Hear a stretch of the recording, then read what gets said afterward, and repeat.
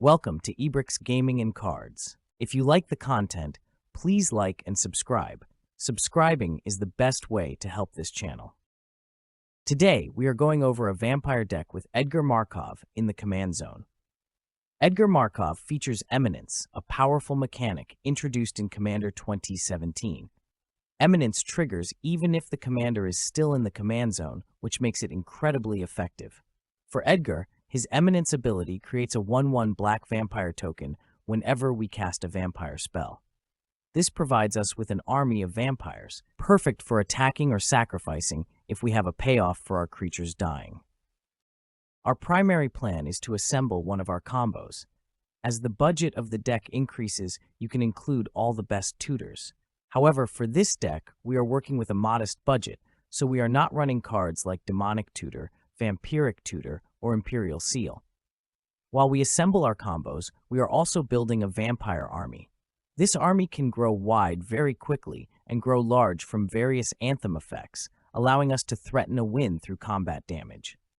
We start with the core of our deck. This includes our commander and the combos. Our main combo is the Exquisite Blood and Sanguine Bond combo. With the printing of Bloodthirsty Conqueror, we now have two pieces for that half of the combo. There are several cards that can fulfill the role of Sanguine Bond, and for our deck, we include 4 of these variations. This combo works by triggering off each other. When you gain life, an opponent loses that much life, and since an opponent lost life, you gain life, creating a loop. Keep in mind, this is technically not an infinite loop, because your opponents only have a finite amount of life. Our next combo fits with the vampire theme and sacrifice theme. It requires Phyrexian Altar to sacrifice Oathsworn Vampire and the token created by Edgar Markov. This allows you to recast Oathsworn Vampire from the graveyard using the mana generated by Phyrexian Altar, creating infinite enter the battlefield and sacrifice triggers.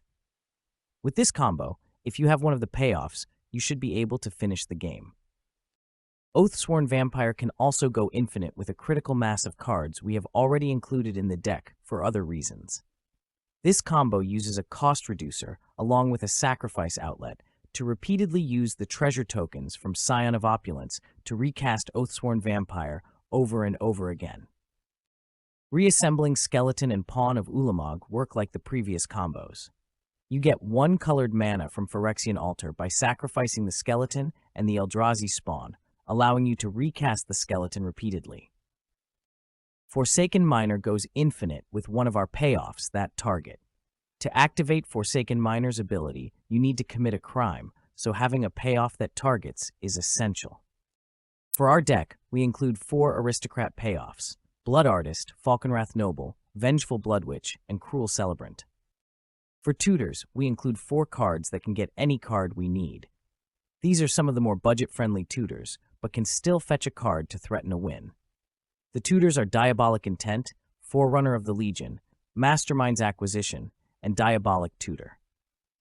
The next 5 cards are high synergy cards that can help in multiple ways. Clavelino can turn your 1/1 vampires into 4/3 vampires with flying and draw you a card.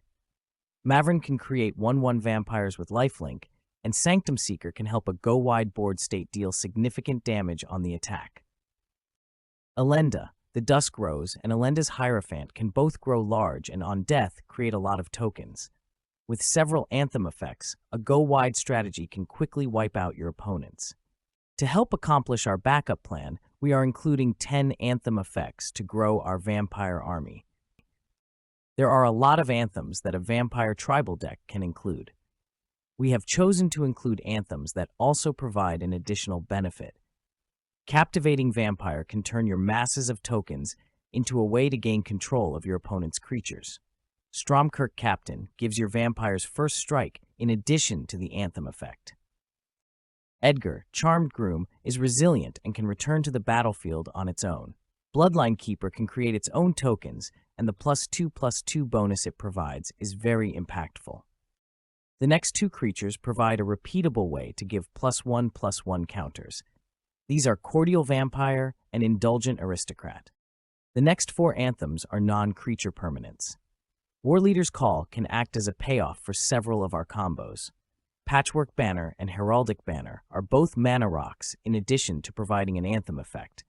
Vanquisher's Banner can also help provide card draw. Now we will add our mana base.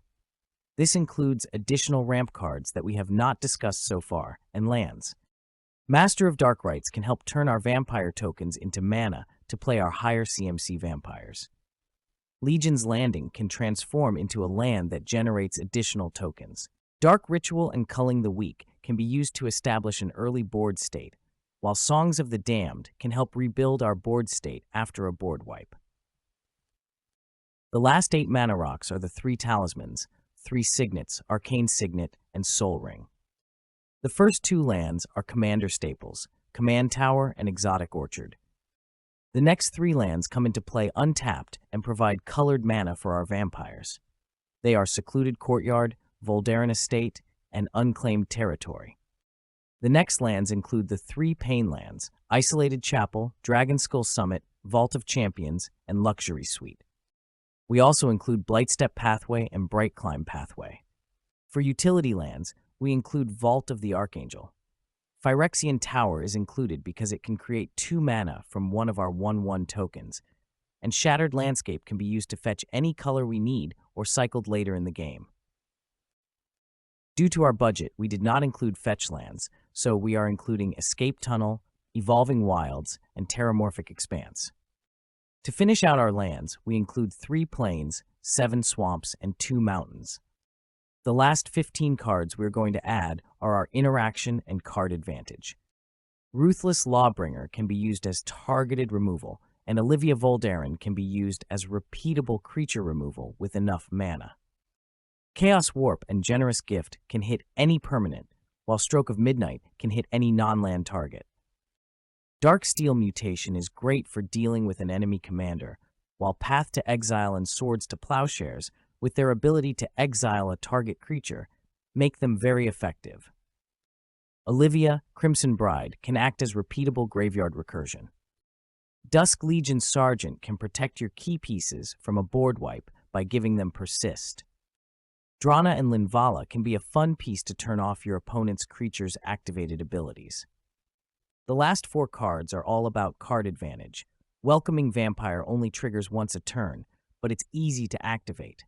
Anja, Maid of Dishonor, can act as a sacrifice outlet to ping your opponents. Crossway Troublemakers can be used multiple times per turn, and Baron Bertram Greywater can turn our vampire tokens into card draw. The Vampire Tribe has a lot of support and cards. I have chosen to include some combos and some combat options. Due to the 3 colors, I would recommend upgrading the lands to fetch lands and shock lands if you have the budget. Not including Vampiric Tutor might seem like an oversight, but it would be one of the first tutors I would update to. If you have made it this far, thank you for watching, and please subscribe, as that's the best way to help this channel.